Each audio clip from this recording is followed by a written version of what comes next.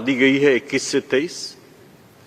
जो एलिजिबल हैं वो एक बार फिर इस सिस्टम में, इस प्रोसेस में जो मैंने अभी पहले बताया उसमें अप्लाई करेंगे।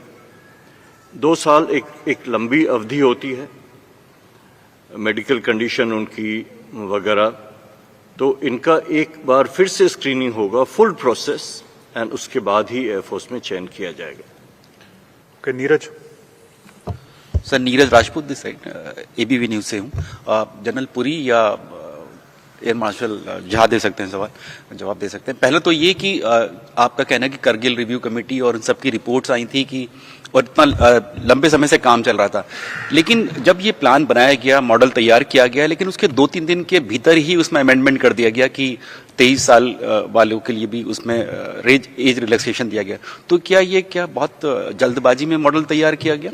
और दूसरा ये कि जब 23 साल की उम्र आपने कर दी है, क्योंकि जैसे पहले वाला सवाल था कि एयरफोर्स की जो 2019 की जो रिक्रूटमेंट थी वो प्रोसेस पूरा हो चुका था, सिर्फ रिजल्ट आना बाकी था, तो क्या उसको फाइनल निकाल नहीं सकते हैं जब हम एज रिलैक्सेशन दे रहे हैं? तो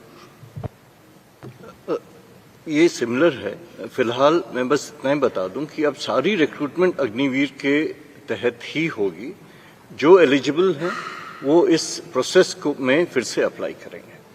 दूसरी बात जहां तक रही कि कितनी डिस्कशन हुई थी, ट्वीकिंग सिर्फ एक हुई है और वो भी 1 time exception of 2 year extension.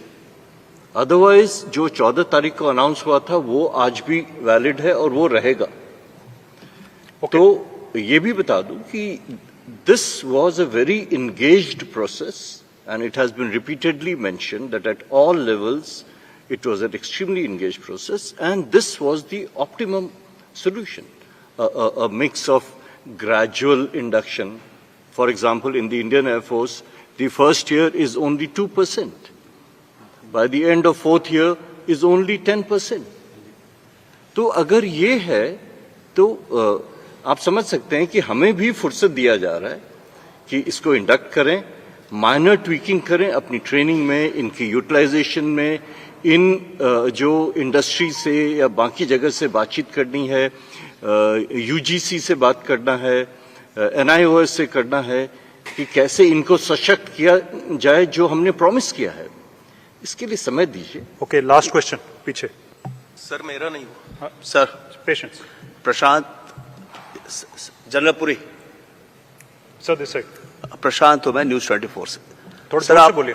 News 24 से प्रशांत देव श्रीवास्तव बोल रहा हूं। मेरा सवाल ये सर, आपने कहा 25% का ख्याल आप रख लेंगे इस स्कीम में और 75% का बाहर के लोग, देश के लोग ख्याल रखेंगे। तो जो 75% लोग बाहर आएंगे तो उनका ख्याल जो भी रखा जाएगा, प्रायोरिटी दी जाएगी, कहीं ब्लैक एंड व्हाइट में होगा ये, या फिर अगर कहीं उनको दिक्कत होती है तो क्या सेना, एयरफोर्स उनका ध्यान रखेगी? मतलब उनको कोई दिक्कत होती है तो वो कहाँ जाएंगे अगर वो नौकरी करना चाहते हैं? प्रायोरिटी मिलेगी, रिजर्वेशन मिलेगा, कुछ ब्लैक एंड व्हाइट में भी होगा 75% लोगों के लिए? हाँ, देखिए प्रशांत, आपका क्वेश्चन सबसे जरूरी क्वेश्चन है और वो भी हम भी हमेशा यही सोचते रहे हैं 4 साल बाद क्या।